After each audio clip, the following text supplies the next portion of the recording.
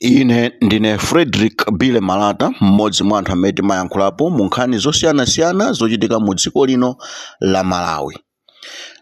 Amalawi anzanga ndimabwera ndikumayankhula, ena amabwera ndikunena kuti boma lalemba anthu ntchito loti azitsatira zimene akuyankhula Boni Kalindo kuti azifufuta mapazi awo.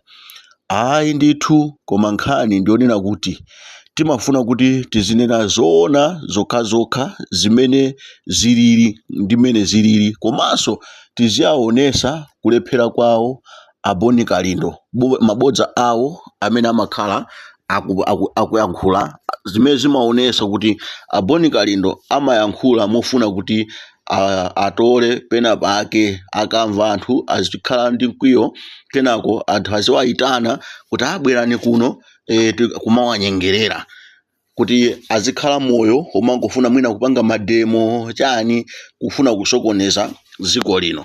Koma timafuna tikuuzeni zoona zenizeni kuti ifeyo timafuna tizikuuzani Amalawi zoona zokhazokha. Ukavotani munthuyo lero liwina azikayima pa nsonkhano ndikumanena kuti mufune musafune ifeyo tiwina mungoziwiratu kunena kuti anthu amenewo ndi achinyengo ndipo akupanga za chinyengo akufuna kuti abere zisankho. Amalawi anzanga mundivomereza inuyo kunena kuti munthu akakhala kuti akupita kuzisankho palibe amene amanena kuti ndikaluza. Even ngati mwaonera interview imene Brian Banda amayankhulana ndi Peter Mutharika, Peter Mutharika akunena kuti ndikawina. Mufuna mundiuze kuti chifukwa choti Peter Mutharika wanena kuti akawina ndi kuti Peter Mutharika akukonzekera kukabera zisankho? Mukudziwa inuyo Amalawi kuti kuyambira 2017 ngakhale Alan Ngumuya adapemphera pemphero lotchula zaka za Peter Mutharika, anthu adayamba 2017 kunena kuti Peter Mutharika wachekuru, Peter Mutharika wakula, akuyenera kuti azisiye amusire chilima, koma Peter Mutharika adakakamira. Ndipo Peter Mutharika mu kampeni yake ngakhale adali wamkulu adasira anthu achina chimulirenji kumathamanga pa ground, koma mmene amapita kuchisankho kodi anayamba anenapo kunena kuti tikaluza.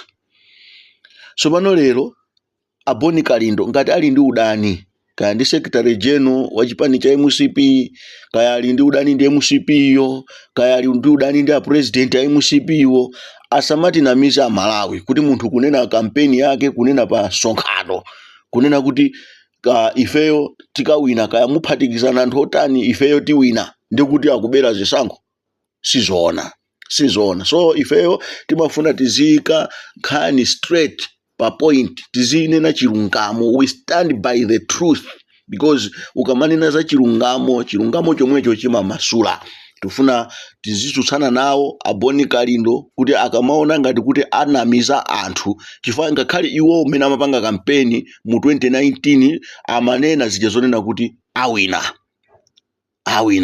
amanena kuti UTM awina, samanena kuti UTM aluza. Kunalibeko zimene amanena kuti aluza. Ndiye akulimbikira funso lina nkumati Dr. Saulos Cross Chilima 2014 atayima ndi a Peter Mutharika, atayambana ndi a Peter Mutharika amanena kuti kupanda ine simukanawina, ndinakupezani muli ku opposition, ndakuchosani ku opposition ndipo ndakulowesani mboma. Kamu 2019 adayima okha achilima ndi a Dr. Michael Usi, adapezeka kuti sadawine. Ndiye nkumadabo kuti iwo achamati anawinisa a DPP aja, banja papa sanawine. Kamu 2020 ayima ndi achakwera, anabwera anthu ndikumanena kuti kupanda Chilima chakwera sakanawina. Ndiye kumadabo kuti kodi munthuyo analephera yekha kuziwinisa mu 2019, sono akawinisaso achakwera mu 2020 zatheka bwanji? Kodi amawinisa munthu akakhala kuti achita patina ndi munthu wina pawokha sizimatheka kuwina? So munthu muchipani mmatha kulimba mtima kuona mmene anthu mukuyendera, mmene mukutipulira pa ground, mmatha kudziwa kuti ifeyo tiwina. Ndeni mati ndi auze a Boni Kalindo kuti palibe amene angamunamize kapena kumatinamiza Amalawi kuti chifukwa wina wanena pa nsonkhano kuti tiwina ndiye kuti akukonzekera kubera zisankho. No, kunkhondo palibe amene amanena kuti ndikaluza, palibe. anyamata ku State House kupita kwa DC konko ndikukaonerera kuti alembe kalata futi zawo zili kuno. Lembani kalata DC yokana nsonkhano wa kumasintha ndi imene zilili. Kodi boma ili ndilosavuka tikunena pano pa tikamanena kuti boma losavuka likufuna ligulise Korani. Aboni Kalindo ndi abodza. Sizingatheke kuti mpaka anyamata aku State House anyamule mfuti ndi kupita kwa DC nkumakauza lembani kalata tili pomwepa.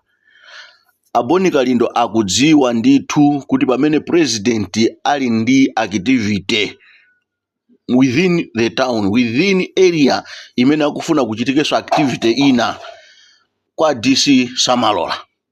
Zimenezo akuzidziwa. Amanena kuti president akakhala kuti ali ndi activity within the city ndi kuti amachita postpone whether ma demonstrations or whatever. And the reason imene yaperekedwa kunena kuti UTM asapange nsonkhano pa masintha achite shift to next week, sananene kuti cancelled kapena kuti awalesa, awafotokozera bwinobwino kunena kuti president akhala ndi zochita, ACCP ali ndi zochita ku Civil Stadium. Now president azakhala ali kumeneko ndekuti apolisi azakhala kuti ayang'ana maso awo kwambiri ku mbali imene. Nde inuyo UTM muchite shift nsonkhano wanu to next week kuti muzapange nsonkhano wanu popanda activity ya state president. Zimene zimachitika asonga khale iwo Aboni Kalindo atafuna kuti apange ma demonstrations. Ndi president ali ndi faction ngati mene zinalili ma demonstrations amene amafuna kupanga ajina Aboni Kalindo okhuzana ndi MRA kulilongwe kunoko anawauza kunena kuti wani pali president ali ndi activity ku BICC kumene kuchitika convention, ndi kuti kuzakhala kovuta kuti apolisi azazigawe kupita ku BICC enaso kukayang'ania za ma demonstration. Ndeti ma demonstrations anu sangatheke kulilongwe koma ku Blantyre anakapanga. So akamabwera amalawi ndikumanama kuti paka chilichonse chimene akuyankhula Aboni Kalindo ndi gulu lawo lonse limene alipanga, lachina Bakiri Muluzi TV, lachina Ntanyiwa, lachina Shumba, gulu lonse li la Aboni Kalindoli ndilofuna kusokoneza ziko lino la Malawi. Si anthu okonda ziko, si anthu okonda ziko. Kunena zona zimene akunena Aboni Kalindo zokhuzana ndi makolani, zona zake tikuuzani ndifeyo. Motero kuti tinene mosabera kunena kuti posachedwa pa MCP iliso ndi convention ina DC alemberedwa makalata. Motero kuti UTM yeni imafuna ipangise nsonkhano kuliro. RA anali ndi meeting yawo ndi mtolankhani wina. Misonkhano jana panga UTM kumzuzu mwaona apangaso wina kuteno koma DC alemberedwa makalata kunena kuti osazalola nsonkhano wa UTM wa makandulo. Ndi imene boma lilitu. Motero kuti UTM yeni imafuna ipangise nsonkhano kulilongwe koma anachita kunyamuka anyamata ku State House kupita kwa DC konko ndikukaonerera kuti alembe kalata futi zawo zili kuno. Lembani kalata DC yokana nsonkhano wa kumasintha ndi imene zilili. Kodi boma ili ndilosavuka tikunena pano pa tikamanena kuti boma losavuka likufuna ligulise Korani. Munthu ina anayitanisa Korani kubwera mziko muno kuchokera kunja, makatoni a Korani. Mwalamo kuti iye uchakaombole munthu chasana pezeke. Ndiye lero boma kuzera ku MRA likufuna ligulise pa auction Korani. Mwalamo kuti akanangotenga Korani yo ndikuchita donate ku Muslim community koma Korani ameneyo akumugulisa. Ndi boma la machale kwambiri.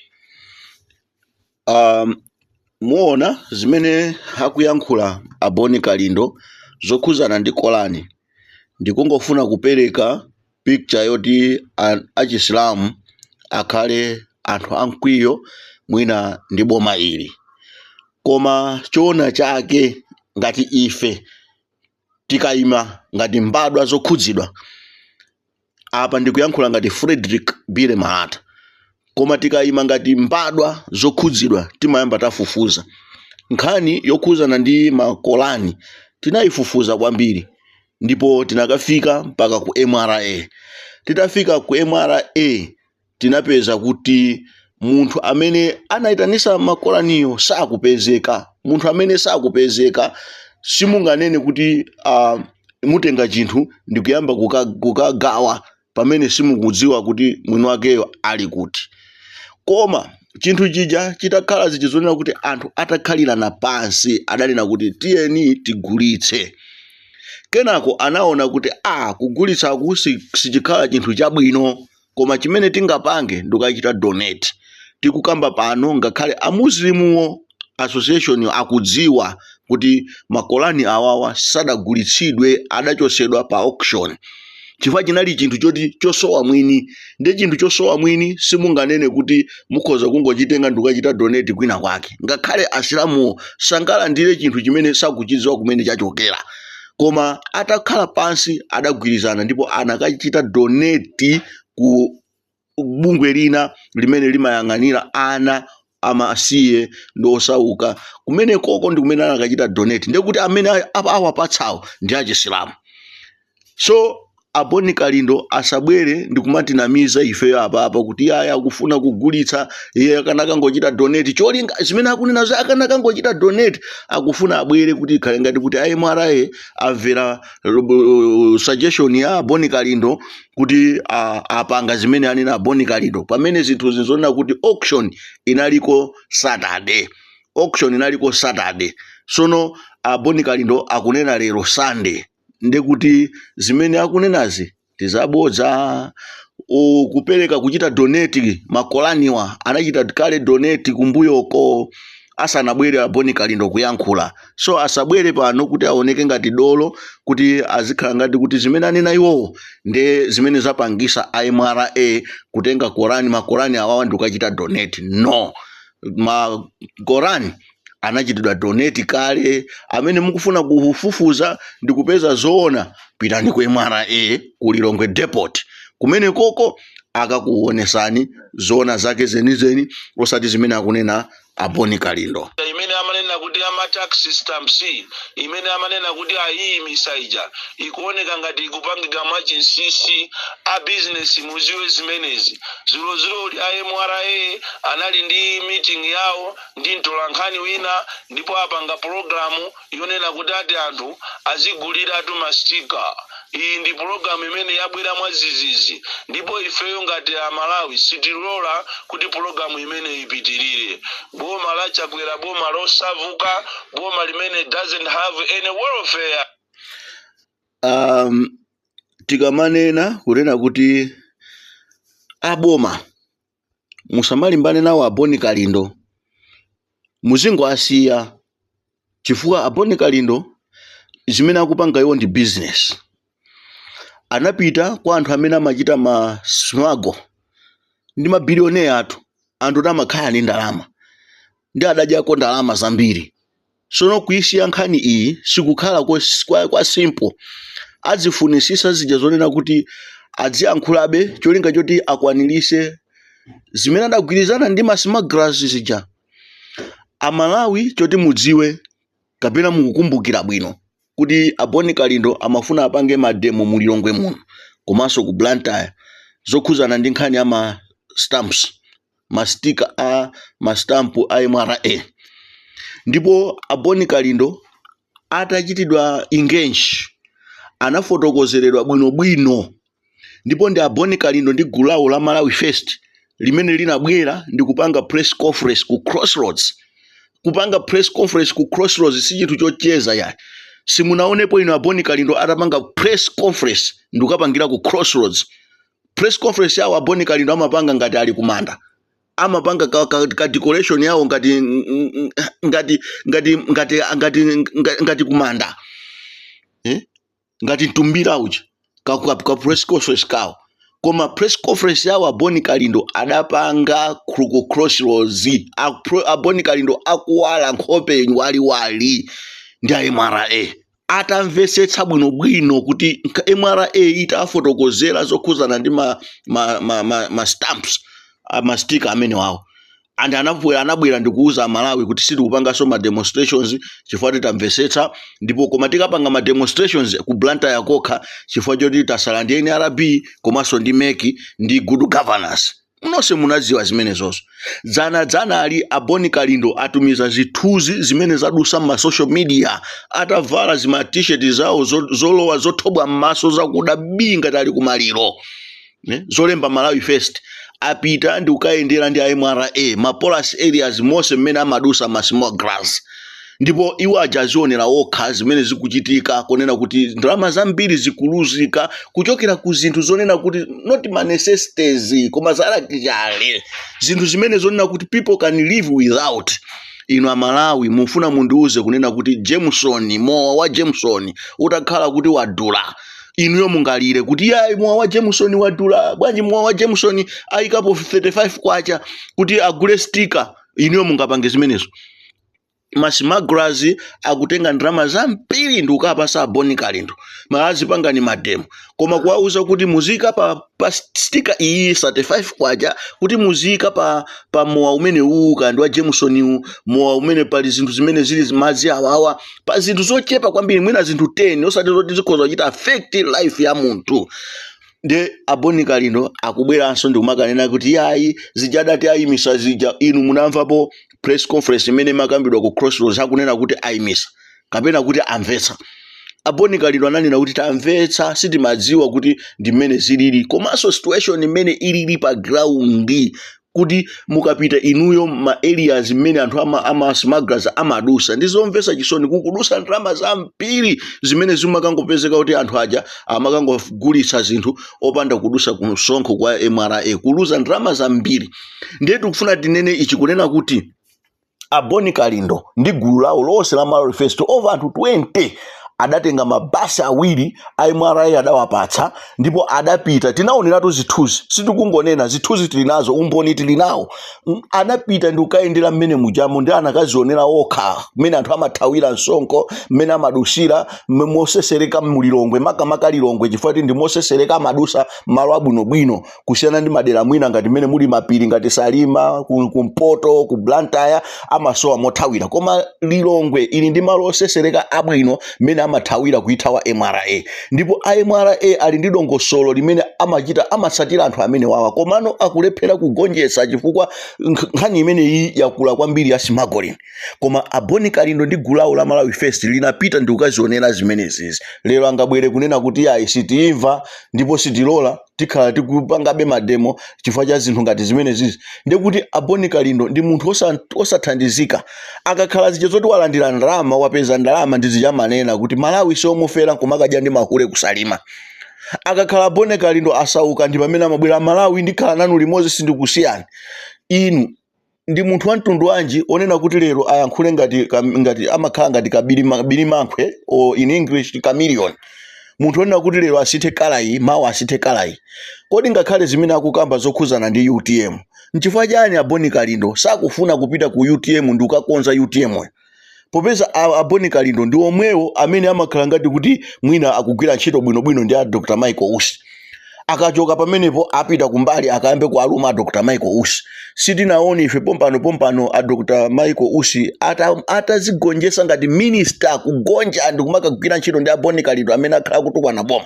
Ife tomwe tinabwera ndikunena kuti komato zimene mupanga Boni Kalindo Dr. Michael Usi zomakhala ngati kuti mukuatenga Boni Kalindo ndikumati mukugwira nawo ntchito, mukugwira ndi munthu olakwika. Tidanena kenako adanena kuti yayi ifeyo ngati munthu aboma sungakhale nazo ntchito zimene ife tingopanga za madrama zofuna kuti tipeze drama za ma Cyclone Fred. Tidazisiya lero aboni kalindo omwewo ndi amene akufuna kulimbana kwambiri ndi a Dr. Michael Usi, koma kumbali ndi amapita ndomakanena kuti komatu ndikunena to zimenezi maka ndikufuna kuti a UTM azimva cholinga chona kuti kwa Dr. Michael Usi kutuluke ndalama, kwa anthu a business smugglers kutuluke ndalama, pompano ngati mademo azimayi ama cross borders anga alephereka ndifa cha ife amene tinanena kuti aboni kalindo akuchita demand 6 million kuti afuna akathandizane nawo mademo azimayi mpaka kumakasonka 300 kuti atakwanise 6 million apase aboni kalindo akuti akathandize mademo. Ndi zichani? So munthu amene akupangira mademo for business sitingamukhulupirira Malawi. Kunkhani ya MRA ya mastika ma stamps imeja yasida ime ayili mufezi yonena kuti akufotokozera Amalawi eni wake ama business anthu public akuafotokozera ndithu kutoke zinthu zake zikuyenda chonchi ndipo akhala akumafotokozera anthu mpaka kufikira zinthu zimeja zachitika. Tax stamp imene timapereka peyi chani zonse zimene zimakhala kumene kujako zimene anthu amapereka zija sizinayambe lero. Iyi tax stamp izakhala ilipobe ngakhala atachoka achakwera izakhala ilipo. Zonse zimene timapereka misonkho imene inayikidwa ije imene timapereka mukatundu imachulidwa mayina ake imene timapereka pa masalari imapereka mu zina lake sikuti inayamba ndi achakwera imene ijadayamba ngakhale kumbuyoko ndipo ilipobe mpaka pano. Ndengati achita introduce so iyi ya tax stamp ya zinthu 10 zimene zili luxurious, zinthu zimene zonena kuti Amalawi sitingakhuzike na